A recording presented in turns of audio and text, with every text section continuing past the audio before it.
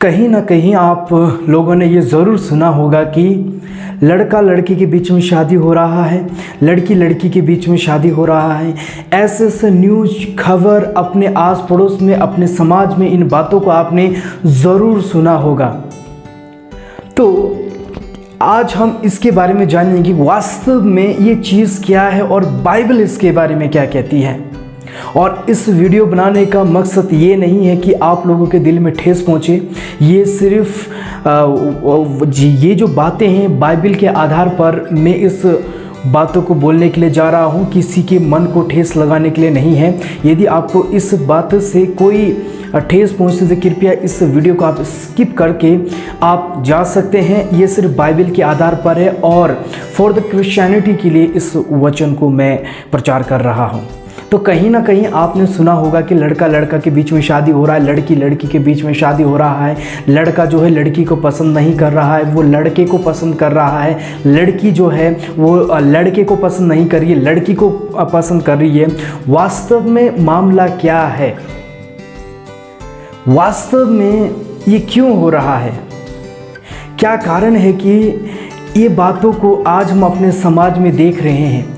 क्या ये अभी से ही था या पहले से ही इन सारी बातों के बारे में लिखा गया है? इसके बारे में हम आज चर्चा करने के लिए जा रहे हैं।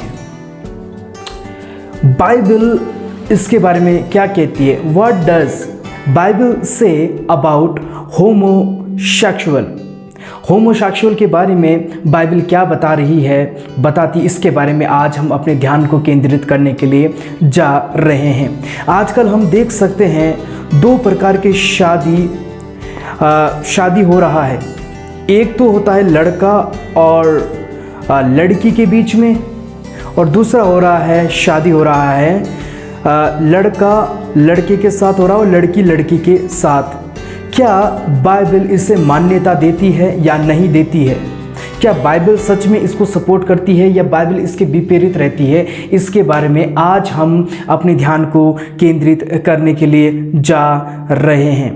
देखो, दो प्रकार के जेंडर पाए जाते हैं पूरी पृथ्वी पर, चाहे वो जानवर हो चाहे वो इंसान हो। जितने भी जिनके अंदर प्राण है, जो चल फिर सकते हैं, है ना, जो खा सकते हैं, इनके हर एक के दो जेंडर है, किसी के तीन जेंडर नहीं है। लेकिन मनुष्य के बीच में कुछ ऐसे भी जेंडर है जिनको हम वो शब्द प्रयोग मैं करना नहीं चाहूँगा, आप लोग समझदार हैं, उन बातों का आप समझ सकते हैं। वो बचपन से ही वो उसी रीति से पैदा हो जाते हैं क्योंकि उनके पास यौन जो है वो नहीं होता है या कुछ ऐसी परिस्थितियों के कारण, तो उन लोगों का अलग ही समाज होता है, वो अलग ही रीति से अपने जीवन को जीते हैं। लेकिन जो ये शादी लड़का और लड़की के बीच में हो रहा है, इनके पास वो सभी चीज़ें है जो एक नॉर्मल इंसान के पास होता है। एक लड़के के पास, नॉर्मल इंसान के पास जितनी चीज़ें होती हैं वो सब उसके पास होने के बावजूद भी वो किसी लड़की के ऊपर अट्रैक्ट नहीं हो रहा है, वो लड़की के साथ शादी करना नहीं चाह रहा है या लड़की के साथ कोई अपना रिलेशन, जो पर्सनल रिलेशनशिप, फिजिकली रिलेशनशिप नहीं बना रहा है। उसका जो इंटरेस्ट है वो लड़के के ऊपर होता है, या लड़की जो है वो लड़के के ऊपर नहीं बल्कि लड़की के ऊपर ज़्यादा नहीं बल्कि पूरा इंटरेस्ट उनके पास ही होता है। और बहुत सारी शादियां जो है इसी वजह से टूटती है क्योंकि उनका जो ट्रस्ट है या इंटरेस्ट है या अट्रैक्शन है वो कहीं ना कहीं लड़की लड़की के ऊपर होता है या लड़का लड़के के ऊपर होता है। तो जो जेंडर जो है, जो लड़का और लड़की के बीच में शादी होकर जो फिजिकल जो होता है उसको बोलते हैं हेटेरोसेक्सुअल, यानी कि विपरीत लिंग, मतलब विपरीत लिंग का एक हो जाना, उसको बोलते हैं हेटेरोसेक्सुअल। और ये जो है ये एक मेल और फीमेल जब मिलते हैं तो इन दोनों को बोलते हैं हेटेरोसेक्सुअल, यानी कि विपरीत लिंग। और इसको परमेश्वर का वचन और बाइबल में भी मान्यता दी गई है कि एक पुरुष और स्त्री जब एक होते हैं तो उसको मान्यता दी गई है। यदि पुरुष और पुरुष एक साथ शादी करते हैं, एक साथ हर एक को बातें करते, तो वो सारी बातें जो हैं वो उन बातों को नहीं हो पाता है। तो इसके बारे में बाइबल क्या कहती है उसके बारे में आज हम जानने के लिए जा रहे हैं। तो दूसरा होता है होमोसेक्सुअल, और ये होता है समलैंगिक, यानी कि सेम जो सेक्स है, जो सेम जो जेंडर है, वो जब शादी करते हैं उनको बोलते हैं होमोसेक्सुअल। तो जिस प्रकार से LGBTI के नाम से भी जाना जाता है। और ये ऐसा होता है जैसे मान लो एक ऐसी क्रिया है जिसमें पुरुष के प्रति आकर्षित होता है, और जो स्त्री जो है स्त्री से वो क्या होता है, अट्रैक्ट होता है। तो इन दोनों में डिफरेंस यही है, हेटेरोसेक्सुअल और होमोसेक्सुअल, ये दोनों का डिफरेंस इस प्रकार से है। तो इसमें जो बाइबल जो हेटेरोसेक्सुअल जो है उसको मान्यता देती है और होमोसेक्सुअल के बिल्कुल ही खिलाफ है। इस प्रकार से हम देखते हैं बहुत सारे ऐसे बातें हम आज हम अपने समाज में देख रहे हैं, अपनी आंखों से देखते हैं कि क्या क्या हो रहा है, किस किस प्रकार से कामों को किया जा रहा है। जैसे लेस्बियन हो गए, गे हो गए, बाइसेक्सुअल हो गया, तो ऐसे प्रकार के बहुत सारे केसेस हमारे साथ आ रहे हैं। तो ये जो है 4 प्रकार के जो नाम जो मैंने बताया LGBTI, इसका मैं सिर्फ 3 बारे में मैं बताऊंगा, इनके 3 जाति के बारे में बताऊंगा। पहला है लेस्बियन। लेस्बियन क्या होता है ना, लेस्बियन वो होता है, इसका मतलब जो लड़की फीमेल जो है फीमेल के ऊपर अट्रैक्ट होती है। लेस्बियन फीमेल जो है फीमेल के ऊपर अट्रैक्ट होती है। जो गे जो है मतलब जो पुरुष जो है वो पुरुष के ऊपर अट्रैक्ट होता है। और जो बाइसेक्सुअल जो है ये क्या करता है कि बाइसेक्सुअल जो है ये लड़के के साथ भी अट्रैक्ट होता है और लड़की के साथ भी अट्रैक्ट होता है, और लड़की जो है लड़की के साथ भी अट्रैक्ट होती है और लड़की के साथ भी अट्रैक्ट होती है। तो इसको कहते हैं बाइसेक्सुअल। तो इस प्रकार से हमने देखा आज की इन बातों को। तो अब जो बात जो है कि बाइबल क्या कहती है होमोसेक्सुअल के बारे में, जो मेन जो बात है अभी मैं आपको बताने के लिए जा रहा हूँ। जब हम रोमियो की पत्री उसका पहला अध्याय उसका 26 से लेकर 27वां जब हम वचन को जब हम पढ़ते हैं तो वहाँ पे प्रभु का कुछ वचन हमें कहता है जो हमें बहुत ही ध्यान से इन बातों को समझना होगा। पहला रोमियो की पत्री उसका पहला अध्याय उसका 26 से लेकर 27वां वचन मैं आपके सामने पढ़ देना चाहता हूँ। इसलिए परमेश्वर ने उनके नीच कामों के वश में छोड़ दिया, यहाँ तक कि उनकी स्त्रियां ने भी स्वाभाविक व्यवहार को उनसे जो स्वभाव के विरुद्ध हैं बदल डाला। वैसे ही पुरुष भी स्त्रियों के साथ स्वाभाविक व्यवहार छोड़कर, है ना, स्वाभाविक व्यवहार छोड़कर आपस में कामातुर होकर जलने लगे, और पुरुष ने पुरुष के साथ निर्जल काम करके अपने भ्रम का ठीक फल पाया।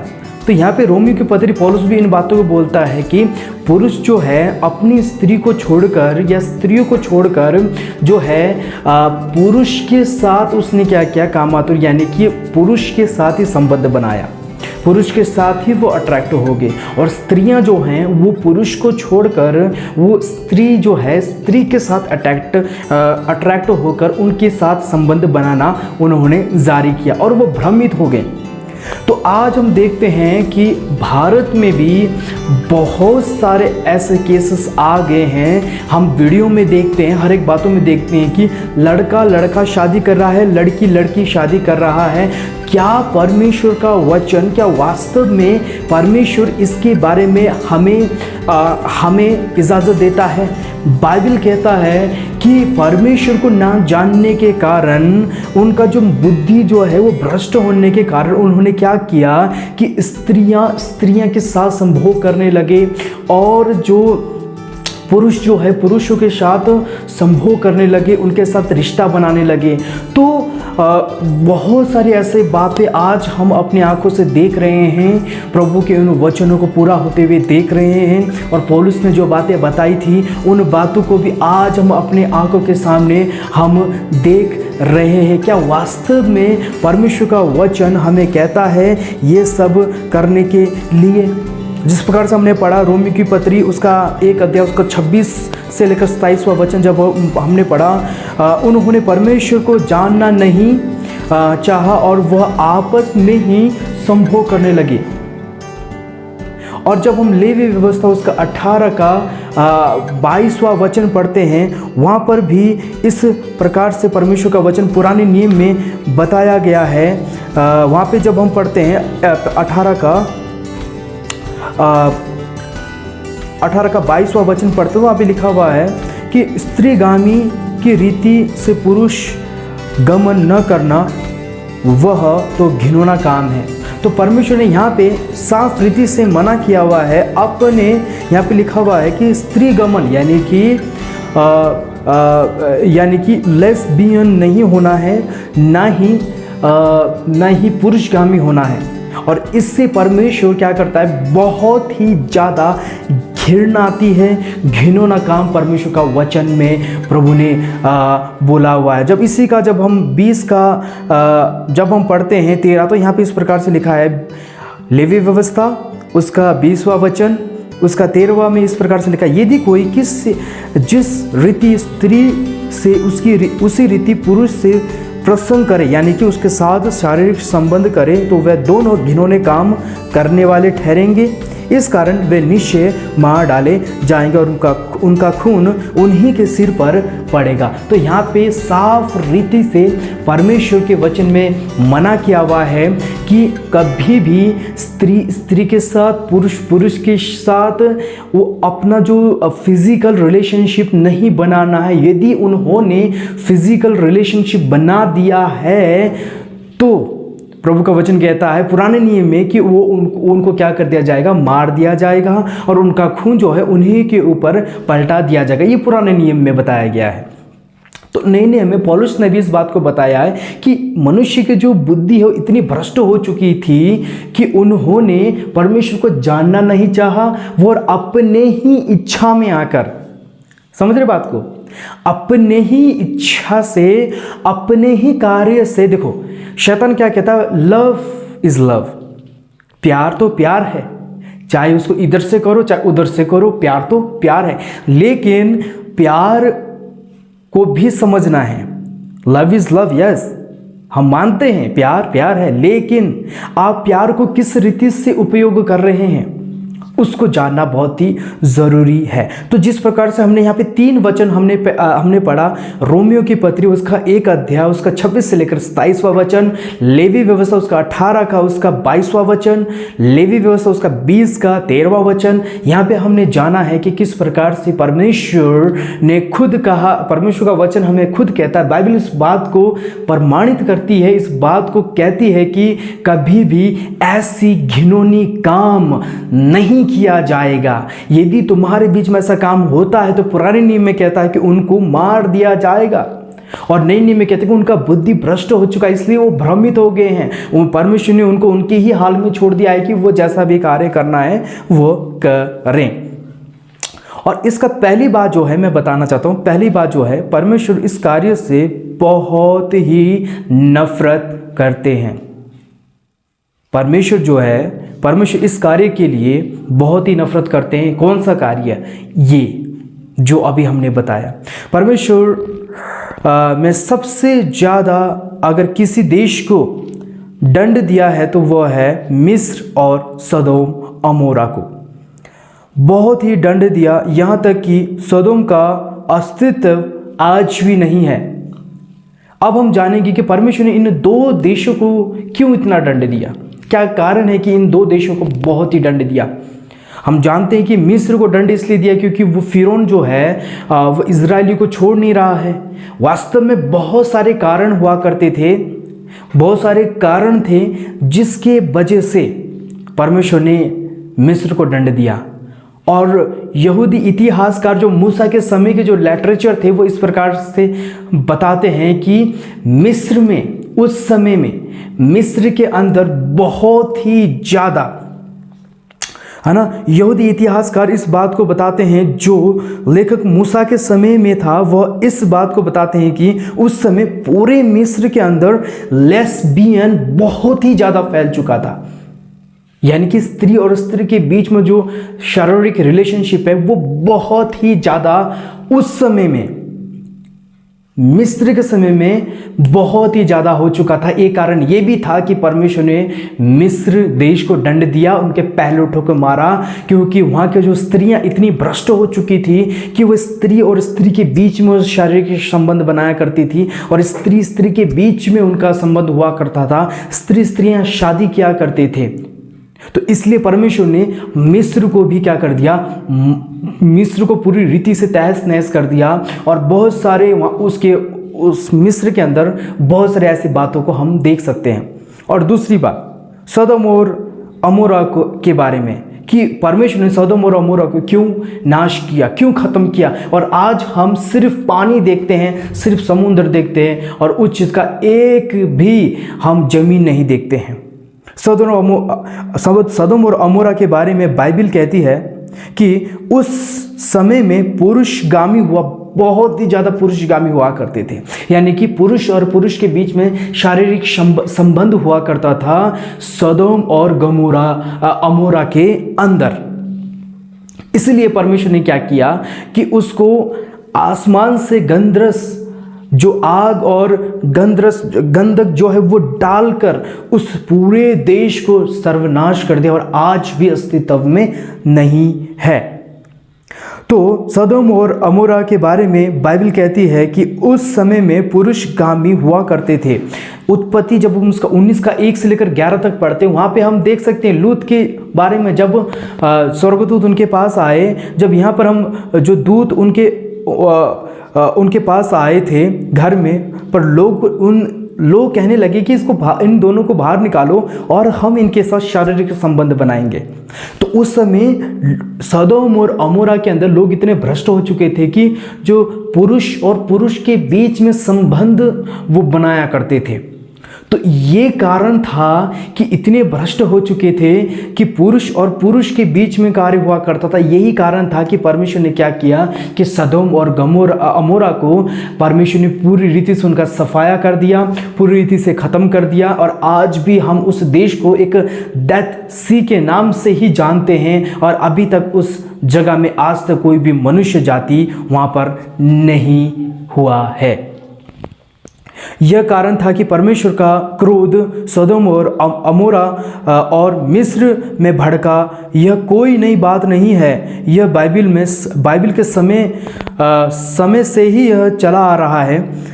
हर बार परमेश्वर ने अपना कार्य किया है। यदि ऐसा सा कार्य होता है, ऐसा सी बातें होती, तो परमेश्वर ने अपना क्रोध, अपना कार्य किया है। जैसे मिस्र में देखा, सदोम और गमोरा में हमने देखा। तो हम देखते हैं कि परमेश्वर इसके बारे में बिल्कुल भी अलाउ नहीं करता है। यदि परमेश्वर इसके बारे में अलाउ करता तो क्यों परमेश्वर ने हवा को बनाया?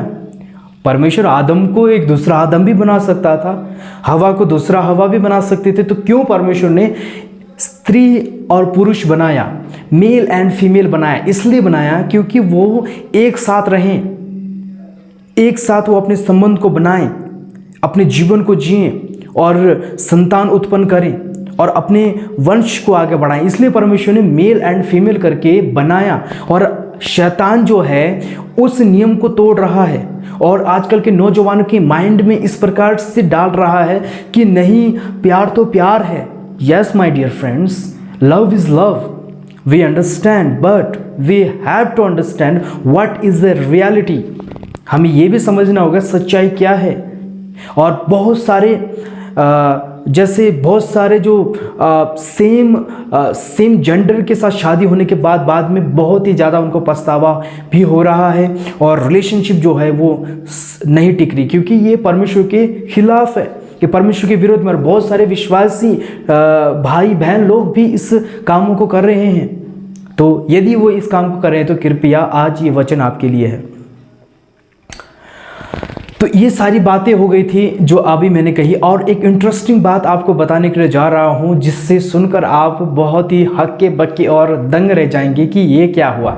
हम सभी लोग जानते हैं यीशु मसीह का जन्म यरूशलेम इज़राइल में हुआ है, बेथलेहम में हुआ, हम सभी को पता है। और हमें ये भी पता है कि इज़राइल एक ऐसा देश था जो परमेश्वर ने चुना अपने लिए कि ये मेरी निज भूमि है, और अब्राहम को कहा कि अब्राहम को भूमि दिया। आप जान के हैरानी हो जाएंगे ये जो होमोसेक्सुअल का जो हेड क्वार्टर है ये इज़राइल में पाया जाता है। इनका एक फ्लैग भी है जिस प्रकार से आप देख रहे हैं, और ये इज़राइल में स्थित है जहाँ से परमेश्वर का पवित्र वचन स्टार्ट हुआ, जहाँ से सुसमाचार का प्रचार स्टार्ट हुआ, वहीं पर ही ये जो होमोसेक्सुअल का जो हेडक्वार्टर बन चुका है, और हम अपने आंखों को बंद करके बैठे हुए हैं। आपको हैरानी होगा कि होमोसेक्सुअल का जो कार्य और हेडक्वार्टर है वो है यरूशलेम में, और हर साल गे प्राइड होती है, एक प्राइड की जाती है, और दुनिया भर से जो इसके समर्थन में है, गे प्राइड के समर्थन में है, वो दुनिया भर के लोग तेल अबीब के एक जगह में इकट्ठा होकर वो सेलिब्रेशन करते हैं। हज़ारों लाखों गे प्राइड आते हैं वहाँ पे। समलिंग के जो भी मेंबर्स होते हैं वो आते हैं, वो सेलिब्रेट करते हैं, वहाँ पे अपना प्रदर्शन करते हैं। जिस प्रकार से मैं आपको ये वीडियो दिखा रहा हूँ यहाँ पे, इस प्रकार से कार्य हुआ करते हैं। तो किस प्रकार से परमेश्वर का भवन में, परमेश्वर के राज्य में वो घिनौने काम हो रहे हैं। परमेश्वर ने लेवी व्यवस्था में सीधे रीति से कहा है ये घिनौना काम है, ये मेरे लिए घृणित काम है, और वही घृणित काम परमेश्वर के भवन में हो रहा है। और प्रभु का वचन जब सुसमाचार में पढ़ते वहाँ पे साफ रीति से कहा है कि वो जो घृणित वस्तु जो होगी वो यरूशलेम के मंदिर में आकर बैठ जाएगी। तो हम देखते हैं कि घृणित वस्तु, एक घृणित चीज़ ऑलरेडी आके यरूशलेम मंदिर में बैठ चुका है, और हम विश्वासी लोग हालेलुया प्रेज लॉर्ड करके बैठे हुए हैं, छुटकारा चंगाई करके बैठे हुए हैं, और हमें पता नहीं है कि क्या हो रहा है। इसलिए मेरे प्रियो, हमें अपनी आंखों खोलने की ज़रूरत है। और नौजवानों के लिए खासकर इस वचन को मैं प्रचार करना चाहता हूँ। यदि आप इस चीज़ में फंसे हुए हैं तो प्रभु का वचन आप आज को वार्न कर रहा है, आपको चेतावनी दे रहा है, आपको मौका दे रहा है। यदि आपका रिलेशनशिप किसी लड़के के साथ है तो आज ही छूट जाएं। यदि लड़की के साथ है तो छूट जाएं, अदरवाइज परमेश्वर का क्रोध आपके ऊपर आने वाला है, जिस प्रकार से हमने मिस्र और सदोम और अमोरा के जीवनों में देखा। तो वो सारी बातें पूरा हो रहा है मेरे प्रियो, हम आंख बंद करके बैठे हुए हैं। अब अंतिम बात करके मैं आज के इस वचन को मैं यहाँ पे विराम देना चाहूँगा होमोसेक्सुअल के बारे में, और इसके नुकसान क्या है। पहला नुकसान यह है कि उजाड़पन होता है। यदि जो होमोसेक्सुअल जो है लड़का जो शादी करता है, क्योंकि संतान तो होता नहीं है, संतान तो होगा नहीं, बांझपन उनका दिखेगा। और ये मेडिकल साइंस इस बात को बताती है कि यह एक ऐसा एक्ट है जो एक व्यक्ति को उजाड़ देता है, उजाड़पन आ जाता है, क्योंकि संतान नहीं है, फैमिली नहीं है, तो एक उजाड़पन वो आ जाता है। और दूसरी बात, समय के साथ चेंजेस होता है, समय के साथ बहुत सारे बदलावटें जीवन में आ जाती है। समय के साथ बहुत चीज़ जीवन में बहुत से चेंजेस आते हैं, व्यवहार में और हर एक चीज़ में। अंतिम में वो इनफर्टाइल हो जाते हैं, यानी कि उनका कोई एक हिसाब से बोले तो कोई संतान उत्पन्न नहीं होता है। एक हिसाब से देखें तो जो फल नहीं लाने वाला पेड़ के समान उनका परिवार हो जाता है। तो बाइबल होमोसेक्सुअल के लिए क्या कहती है इसके बारे में हम जानेंगे। बाइबल होमोसेक्सुअल के बारे में बिल्कुल भी इजाज़त नहीं देती है, इसको बाइबल के अंदर से कोई भी मान्यता नहीं है। यदि लड़का का शादी किसी चर्च में हो रहा है तो वो चर्च वास्तव में प्रभु में नहीं है। वो जो पास्टर बाइबल को खोलकर जो वो ऐसे पढ़ रहा है, तो वो मेरे प्रियो उसको आप बिल्कुल भी ना देखें। अगर ऐसे शादियों में आपको बुलाया जाता है तब भी आप इस शादी में बिल्कुल भी ना जाएं।